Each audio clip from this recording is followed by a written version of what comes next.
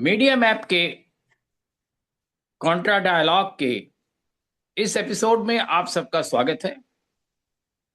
आप हमारी बातचीत को सुने, सब्सक्राइब करें, लाइक करें और शेयर करें।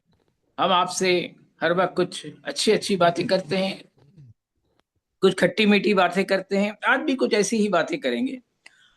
आज हम बात करेंगे कि अचानक साल भर बाद कर्नाटक ने एक बिल पास किया था मंदिरों के टैक्सेस के बारे में, कर्नाटक की जो मंदिरें हैं उसकी व्यवस्था के बारे में।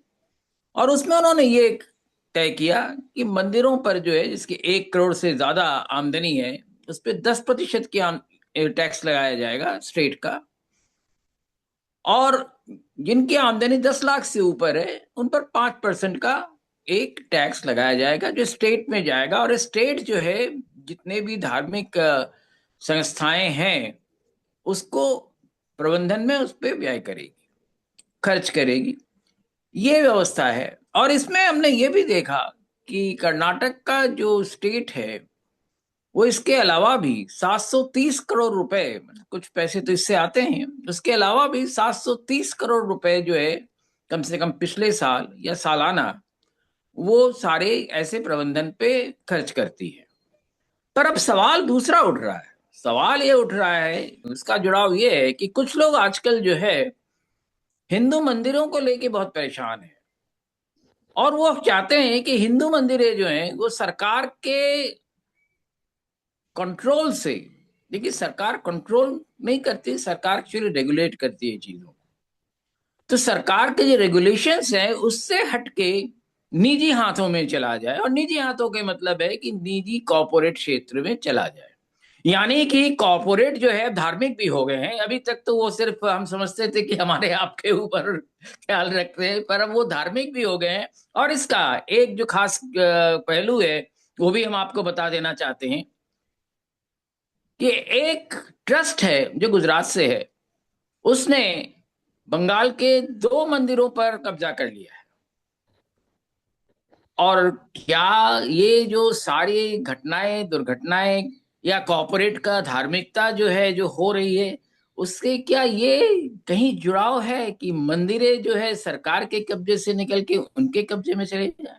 क्योंकि सरकार में मंदिर जो कमाते हैं, सरकार में मंदिर को जो टैक्स दिया जाता है वो घुमा फिरा के फिर जनता को या मंदिरों को लौट के आता है। पर यहाँ तो प्रॉफिट की बात है। सीएसआर एक कहा जाता है। सीएसआर क्या है? Corporate social responsibility. रिस्पॉन्सिबिलिटी। वो जो कॉर्पोरेट सोशल रिस्पॉन्सिबिलिटी के तहत के मंदिरों को भी वो कब्जा कर लेंगे। यानी कि क्या मंदिर जो हमारी आस्था का सवाल है, जनता के आस्था का सवाल है, सबकी आस्था का सवाल है, उस पर हमारा अधिकार नहीं रहेगा? आज हम इसी चीज पर बातचीत करते हैं। मेरे साथ हैं, आपको जानते ही हैं, डॉक्टर सतीश मिश्रा। हम दोनों बात करते हैं, गुफ्तगू करते हैं। हम दोनों के ख्यालात अलग अलग हैं, पर हम लोग बात यही करने की कोशिश करते हैं कि हमारे जो श्रोता हैं, हमारे जो दर्शक हैं, उनको बातों की तह तक ले जाए और उनको बातों को समझा जा सके।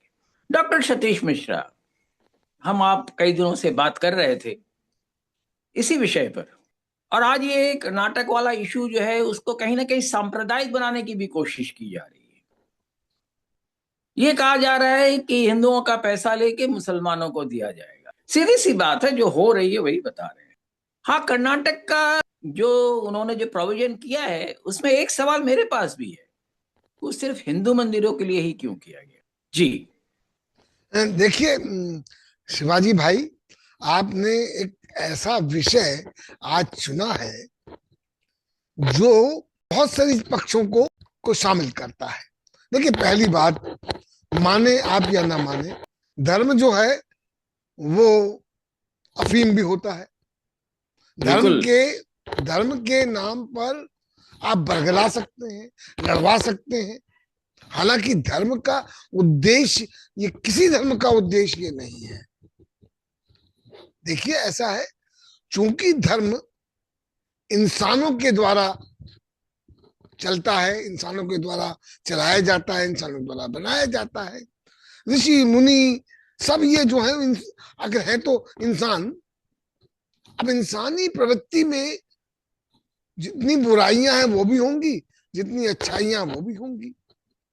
आज आप ये नहीं कह सकते हैं कि हर संत महात्मा सब सही है, उनका चरित्र सही है, उनमें वो कमजोरियां नहीं है जो एक आम मानव में होती हैं, उनमें क्रिमिनलिटी नहीं है।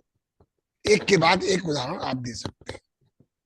तो देखिए, कुल मिलाकर जब इन चीजों पर हमारा मतलब जनता का की निगरानी नहीं होगी, जनता का उसमें हस्तक्षेप नहीं होगा, तो क्या होगा? मठाधीश अपना साम्राज्य चलाएंगे। और इसी के चलते जब यहाँ देखिए, हमको जब हम लोग बात करते हैं तो हर पहलू को हमको देखना होता है। अब देखिए, अंग्रेजी शासन, ब्रिटिश कॉलोनियल सिस्टम, उसमें बहुत सारी कमियां थी, शोषण पर आधारित था, पर उनके प्रबंधन में कुछ अच्छाइयां भी थी। उसी के चलते मैं जरा से बता दूं कि आपने जो बातें कही हैं उसी में जोड़ देता हूं मैं। जी 1863 में सबसे पहले टेम्पल ट्रस्ट की बात की गई। फिर 1882 में पूरा पूरा जो ट्रस्ट कैसे बने इस बारे में बात हुई। उसके बाद भी 1920 के बाद भी इस बारे में अंग्रेजी सरकार ने बात की। और उसी दौरान आपको ख्याल होगा जो सिख संगत के तहत जो मंदिरें हैं एसजीपीसी का, वो भी बना और उसके चुनाव के जरिए सारी चीजें होती हैं, ये भी है। साथ में एक चीज और है जो हम देख रहे हैं कि वक्फ एक्ट जो है वो भी काफी पुराना है, ऐसा नहीं है कि आजकल में बना हो। तो इन सारी चीजों में, नहीं, सारी चीजों में एक चीज जो लगता है इस वक्त, जैसे कहा जा रहा है, एक प्रचार किया जा रहा है कि मंदिरों को सरकार के चंगुल से छुड़ाओ। भाई क्यों? भाई सरकार के चंगुल में गया क्यों? पहले उस पर तो बात कीजिए आप। सरकार के चंगुल में सरकार को कोई इंटरेस्ट नहीं था कि आपके मंदिरों पे हाथ डाले। जनता ने कहा कि आप लीजिए। वैष्णो देवी का मंदिर क्यों लिया गया? वो तो 1989 की बात है, क्योंकि वहां कुप्रबंधन था, पंडों का कुप्रबंधन था, बहुत सारे लोग जो और जो संस्था से जुड़े हुए थे उनका कुप्रबंधन था, जिसको वैष्णो देवी ट्रस्ट ने सही किया जब जगमोहन राज्यपाल बने और उन्होंने उस सारी व्यवस्था को सुव्यवस्थित किया। इसी तरह के आप प्रयाग में चले जाइए, गया में चले जाइए और कहीं भी चले जाइए, पंडों का जो उत्पात था वो कौन ठीक करता? ये सारी चीजें तो सरकार ने की ना। कुछ हद तक की, कुछ हद तक अभी भी नहीं हुई है, ये भी सही है। तो ये इसमें सारी कोई चीजें जिस तरह से हो रही है, उन चीजों को देखते हुए ये जो बातें की जा रही है, क्या वो सही है? और उसमें इंटरेस्टिंगली एनफ एक चीज और हमें आपने ख्याल किया होगा, एक टीवी चैनल जो है वो भी इसमें शामिल हो गए इस भाग दौड़ में। आखिर उनका क्या इंटरेस्ट है? तो इन पर मैं संक्षेप में जरा बात करें।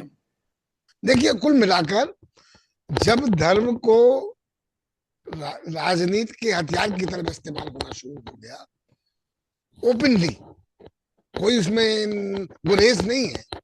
देखिए, जब आपने राम मंदिर उस राम मंदिर का जब आंदोलन शुरू हुआ, तब तो भारतीय जनता पार्टी, भारतीय जनसंघ को मुश्किल हो रही थी कि वो सत्ता में कैसे आए। और उन्होंने फिर जोरों शोरों से हिंदुत्व की बात करना शुरू की। ना, हिंदू का तत्व क्या है? हिंदुत्व ये सावरकर जी ने चलाया था, ये बात भी सही है। उसको चलाते हुए जब राम मंदिर का आंदोलन चला, तो अगर आपको याद हो, शिवाजी भाई कहते थे ये आस्था का प्रश्न है, यहाँ न्यायालयों का कोई हस्तक्षेप हम स्वीकार नहीं करेंगे। फाइनली सुप्रीम कोर्ट को जब मैनेज किया तो न्यायालय का अधिकार मान लिया। अब देखिए, ये जो इसमें एक चीज ये जहां तक कर्नाटक की बात अभी पे हम करें ज्यादा अच्छा है। अच्छा, ठीक है। कर्नाटक में जो सबसे पहले 1997 में ये कानून लाया गया था। 1911 में इसमें कुछ संशोधन किए गए, है ना। और उसके बाद जो है पिछले साल उन्होंने ये जो टैक्सेस वगैरह की, टैक्सेस पहले भी थे, 2011 में जब हुआ था इसमें तब भी इसमें टैक्सेस की बात ग्रॉस की गई थी। और ग्रॉस वो इनकम 10 का लाख के टैक्स था। ऊपर थी, वो 10 लाख के ऊपर थी। अब जो है उन्होंने उसका डिवीजन किया है कि 10 लाख से ऊपर 5% और 1 करोड़ से ऊपर है तो 10%, ये बात किया है, इतना ही फर्क आया है। उसमें एक अंतर तो और इन है। चीजों, जी। इसमें एक अंतर और है, एक अंतर और है। पहले नेट प्रॉफिट पे टैक्स था, अब ग्रॉस इनकम पे टैक्स है। जी हाँ, ये एक अंतर आया है। ये और अंतर आ इसका गया, ये बात इम्प्लीकेशन सही आप अच्छी तरह समझते हैं कि खर्चे दिखाकर नेट प्रॉफिट को कम किया जा सकता है, वो सब आपको पता है कैसे सीए मैनेज करते हैं। तो उसको रोकने के लिए ग्रॉस इनकम पर टैक्स को लगाया जा रहा है। दूसरी बात, हमको कर्नाटक के जब हम संदर्भ में बात कर रहे हैं, तो देखिए अभी आपने कहा एक टीवी चैनल शुरू हो गया। एक टीवी चैनल नहीं, कितने ही मीडिया इंस्टीट्यूशन इस बात में लगे हुए हैं। देखिए अभी विश्व हिंदू परिषद ने नारा दिया, जब ये आपके जो आंध्र प्रदेश में तिरुपति मंदिर है, और वहां वो एक पाया गया कि घी में कुछ मिलावट है लड्डुओं में, उसको चलते उन्होंने कहा कि सरकार के प्रबंधन से मंदिरों को मुक्त करा दिया जाए और प्राइवेट हैंड्स में आ जाना चाहिए। इस बात की चर्चा कितने मीडिया चैनल्स ने कर डाली। अब देखिए जैसा कि आपने कहा, और मुझे थोड़ा सा आगे बढ़ूंगा, लेकिन कुल मिलाकर आस्था का व्यावसायीकरण इसका केंद्र है। और व्यवसाय जब होगा तो मुनाफा भी होगा, और मुनाफा होगा तो कॉर्पोरेट शामिल होगा। अब इसके पीछे की जो डोर खींचने वाले हैं वो तो है कॉर्पोरेट सेक्टर। आप देखें, अभी हम लोगों ने कई बार महाकुंभ की चर्चा की। महाकुंभ में पहली बार इतने जोरों शोरों से प्रदर्शन करते हुए पूरा अंबानी परिवार, अदानी परिवार, और दिखाया जा रहा है कि बहुत साधारण ढंग से कर रहे हैं। आप सोचते हैं, क्या मानते हैं को वीवीआईपी कैटेगरी में नहीं गए होंगे? नहीं। वो देखिए आम ये जो, नहीं नहीं, आपने जो कहा ये एग्जीबिशनिज्म है। जी। किस बात का एग्जीबिशनिज्म? एग्जीबिशन में इस बात का है कि हम भी आपकी आस्था से जुड़े हुए हैं, आप हमारा सामान खरीदिए। नहीं नहीं, इसके आगे जो भोली भाली जनता है उसको प्रभावित करने का है कि देखो, अदानी भी जा रहे हैं, अंबानी भी जा रहे हैं, वो भी जा रहे हैं, वो एक्टर जा रहा है, वो एक्टर जा रहा है, और बड़े बड़ी विभूतियां जा रही हैं। तो भैया तुम भी जाओ ना। वो आखिर वो तो, बिल्कुल, ये भी होगा। ये एक साइकोलॉजिकल वेपन की तरह इस्तेमाल हो रहा है, इसको आप भूलिए नहीं।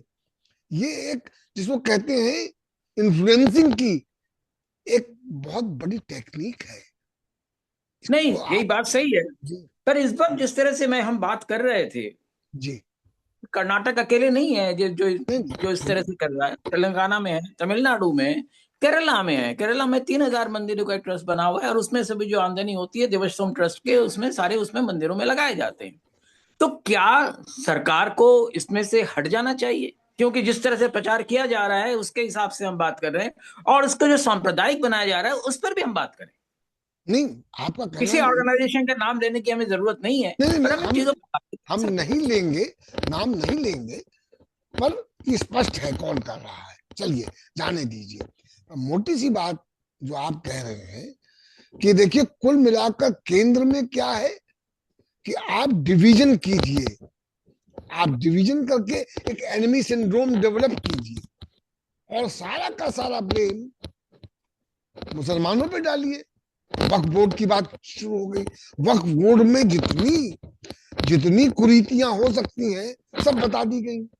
अब वहां पार्लियामेंट्री कमेटी बन गई, पार्लियामेंट्री कमेटी में अपोजिशन का भी रिप्रेजेंटेटिव था, उनकी बात को ना कहते हुए आपने पेश कर दिया।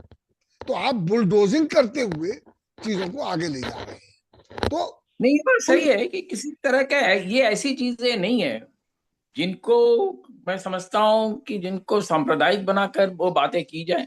वक्फ बोर्ड में अगर कुरीतियां हैं, उसकी बातें होनी चाहिए, उसमें सुधार होना चाहिए। तो और होना ये चाहिए। सबसे बड़ी चीज है, मैं एक चीज बताऊं, वक्फ बोर्ड से सबसे ज्यादा परेशान कोई है तो मुसलमान है। ठीक है ना आप? उनकी जमीनों को जिस तरह से कब्जा किया जा रहा है, वो सारी चीजें वो कुछ कह नहीं पाते हैं, और उस पे नहीं बात करके उसको सांप्रदायिक बना के वक्फ बोर्ड का जो असली मुद्दा है उसको दबा दिया जा रहा है कहीं ना, कि मेरा ये समझना है। अब जानबूझ के किया जा रहा है या अपने बेवकूफी में किया जा रहा है वो अलग चीज है। शिवाजी भाई, जो अभी आपने कॉर्पोरेट सेक्टर की बात की, मुंबई में जो अद्भुत बिल्डिंग बनी है, वो वक्फ बोर्ड की जमीन से खरीद की बनी हुई है।